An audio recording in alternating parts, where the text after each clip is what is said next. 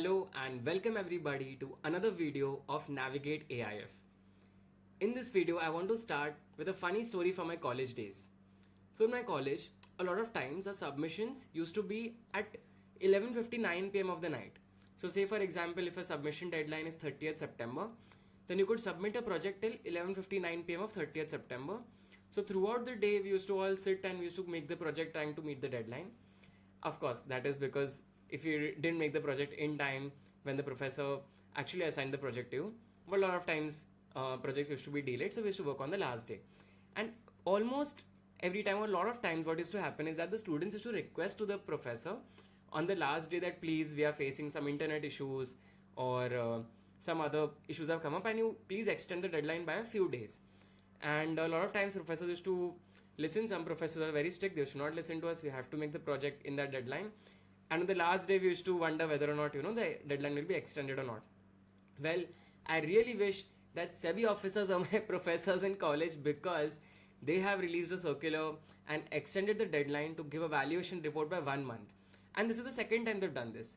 In April, on 29th April, that is one day before you have to submit the summary of changes to the PPM, that is part of the annual update process of the PPM. One day before the deadline, SEBI said that, okay, if you don't have a list of changes that are mentioned in the circular, then you don't need a merchant banking report. And I wish again that circular came in sooner, but this circular has come in much sooner, 10 days before the deadline, because the circular has been released on 19th September 2024, and the deadline to give the valuation report previously was 30th September 2024, and now it has been pushed to 31st October. So now let's get into the details of the circular. What does it say exactly? What are the reasons behind this introduction? And we will also discuss some nuances. Let's get started. We will now read in detail the SEBI circular released on 19th September 2024 on the subject of modification in framework for valuation of investment portfolio of AIFs. First, a background is given. The AIF regulations were amended and notified on 15 June 2023. And the SEBI circular was issued on 21st June 2023. This circular was thereafter subsumed in Chapter 22 of the Master Circular for AIFs, which are released on 7th May 2024. And this was issued to provide guidance to AIFs towards a consistent and standardized approach for valuation of their investment portfolios. So this is our legal framework under which valuation of investments of an AIF has been provided. So we first look at clause 22(1)(2) of the Master Circular. In terms of this clause, valuation of securities which are not covered in para 22.1.1 of the Master Circular shall be carried out as per valuation guidelines, taking into account recommendations of the AIPAC of SEBI endorsed by any AIF industry association which in terms of membership represents at least 33% of the number of SEBI registered AIFs. So let us see what is this clause 22.1.1 and 22.1.2. So if we see this, basically it says that valuation of securities for which valuation norms have already been prescribed under mutual fund regulations shall be carried out as per the norms prescribed under the mutual fund regulations. And valuation of securities which are not covered in paragraph 1 above. So those securities for which valuation norms have not been prescribed in the mutual fund regulations shall be carried out as per the valuation guidelines endorsed by any AIF industry association which in terms of membership represents at least 33% of the SEBI registered AIFs, and the eligible AIF industry association shall endorse appropriate valuation guidelines after taking into account recommendations of the Alternative Investment Policy Advisory Committee, that is a AIPAC of SEBI.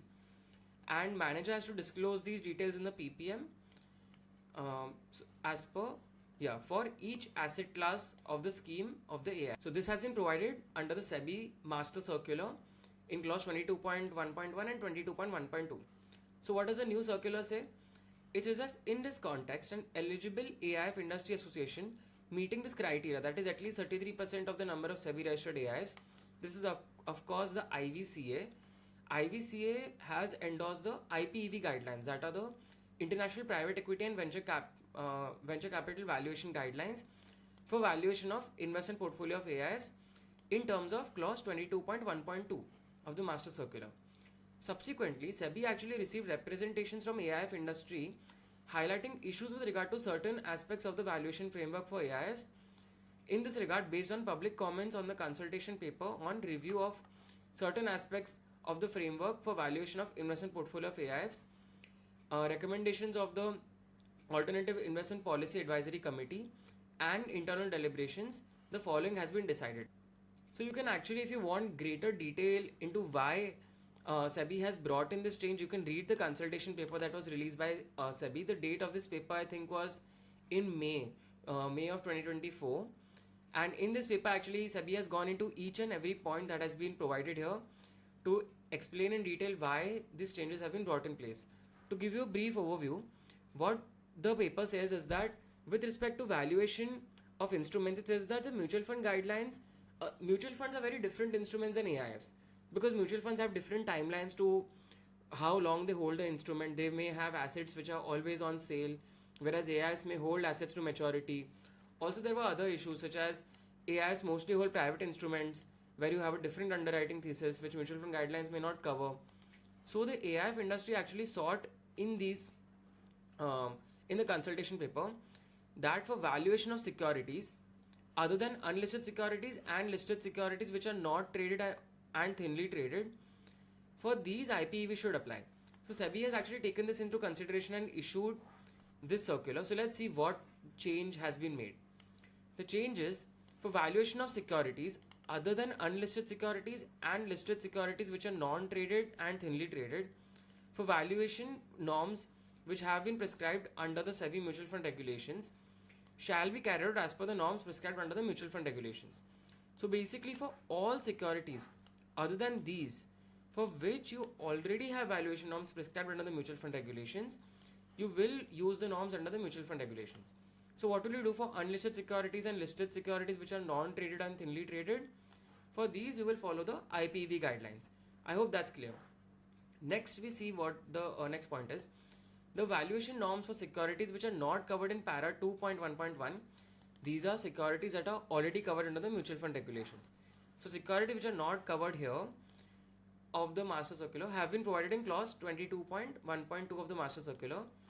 For the sake of clarity, this has been reproduced. We already read this circular. So this basically says that you will conduct valuation of securities as per guidelines which have been endorsed by industry body, and which this industry body should also issue these guidelines after taking into account recommendations of the AIPAC, Alternative Investment Policy Advisory Committee.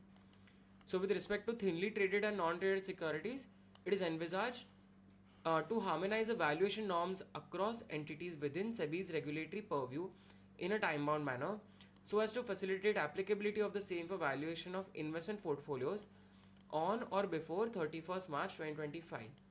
So the reason why SEBI had actually introduced this requirement of making the same guidelines under mutual fund regulations and AIF regulations was that SEBI's intention was that for all type of securities, irrespective of the intermediary, the valuation methodology should stay the same. So if as an AIF or as a mutual fund you are investing in a particular asset class, irrespective of which intermediary is investing in it, the methodology of valuation should remain the same. That is why SEBI wanted to harmonize the valuation norms across entities within SEBI's regulatory purview. And now with respect to thinly traded and non-traded securities, because they will still follow IPEV guidelines and not follow mutual fund regulations, SEBI is saying that it is envisaged to harmonize the valuation norms across entities within SEBI's regulatory purview in a time-bound manner so as to facilitate applicability of the same for valuation of investment portfolios of AIFs on or after 31st March 2025. So my understanding here is that with respect to thinly traded and non-traded securities, for the next cycle, that is for valuation of investment portfolios of AIFs on or after 31st March 2025, SEBI may try to harmonize the valuation norms. So the IPEV guidelines are changed with respect to valuation of these securities as per IPEV guidelines and valuation of these securities in mutual funds as per mutual fund guidelines. That change may be harmonized. So we can see another circular or another clarification from SEBI to this effect. Do let me know what are your thoughts with respect to clause 4.3 of this circular. Clause 22.2.2 of the master circular stands modified as under. So what is clause 22.2.2? Let's see currently what the clause says. 22.2.2 says any change in methodology and approach for valuation of investments of scheme of AIF shall be construed as material change, significantly influencing the decision of the investor to continue to be invested in the scheme. And if this is considered as a material change, then you have to follow the process that has been prescribed in these paragraphs, which is basically that you have to give an exit to all the investors in the AIF. And that's of course a very serious issue, and not every investor would want to make material changes. Not every investment manager would want to make material changes to the PPM. The manager shall disclose the following changes as following as a part of changes in PPM to be submitted annually to SEBI and investors. This is the annual update of PPM that is submitted on 30th April. So what would the manager want to disclose here? Details of changes in valuation methodology and approach, if any, for valuation of each asset class of the scheme of the AIF. Details of changes in accounting practices or policies, if any, of the investee company and scheme of the AIF. And details of impact of the aforesaid changes in terms of valuation of the investments of the scheme of the AIF. So what are the changes now? The changes are that changes in valuation methodology. So basically the issue that was identified in the consultation paper was that there will now be changes in valuation methodology on two accounts. One is because SEBI has now brought this circular, and SEBI has said that for securities which are provided in mutual fund regulations, you will follow valuation as per mutual fund guidelines, mutual fund regulations. And for securities which are not covered there, you will follow IPEV, like whatever the industry body has endorsed. Because of this change, a lot of AIFs have been required regulatorily to change the valuation methodology, and they don't want that change to be considered as a material change. So SEBI has clarified this here, and SEBI has said that change in valuation methodology or approach to comply with this clause. If you are changing your methodology only to comply with the regulations, then that shall not be considered as a material change. Say for example, previously you were doing DCF and now you have to do Pourian calibration. Then that change would not be considered as your material change, because you are only trying to comply with the regulations. Now the next is important. Changes in methodology or approach within the valuation guidelines, because actually the IPV guidelines, when you read them, they provide a lot of different valuation methodologies or approaches that can be used. So if you're changing within these guidelines itself, this will not be considered as a material change. However, upon such change, the valuation of the investment carried out based on valuation methodologies or approaches, both old and new, shall be disclosed to the investors to ensure transparency. So now this will not be a material change, but you have to make sure that you disclose this to investors to ensure there is full transparency. Now a new subclause is inserted in clause 22.3 of the master circular. Let's see what clause 22.3 says. So 22.3 actually provides the eligibility criteria for the independent valuer, which is that the independent valuer must be registered with IBBI, have membership of ICIA, like BSCA, or a CS, or a cost accountant, or CFA institute. Independent valuer is a holding company or subsidiary of a credit rating agency registered with SEBI, or any other criteria as may be specified by SEBI from time to time. Here the new criteria are that eligibility criteria for an independent valuer for a partnership entity or company shall be as follows. First, the company or entity or company shall be registered valuer entity registered with IBBI. Now the rule is, if you want to be a registered valuer entity registered with IBBI, you have to pass the valuation exam. So you have to make sure that you pass this, because if you are a partnership entity or company and you want to be independent valuer, then you need to be registered with IBBI, for which I think at least three of your partners or directors have to pass that exam. The deputed authorized persons of such registered valuer entity who undertakes the valuation of investment portfolio of AIFs shall have a membership of ICIA or ICIS, ICMAI, CFA charter from the CFA Institute. So the person who's actually undertaking the valuation should have the membership of these bodies. These additional criteria have been inserted in the master circular. Next, the specified timeline as prescribed in clause 22.4.1 of the master circular for reporting valuation based on audited data of investee companies as on March 31st every year to performance benchmarking agencies has been extended from 6 months to 7 months. So this is that joke I was talking about, which is basically SEBI has now given you 1 more month to give to report a valuation based on audited data of investee companies. So what change has been made?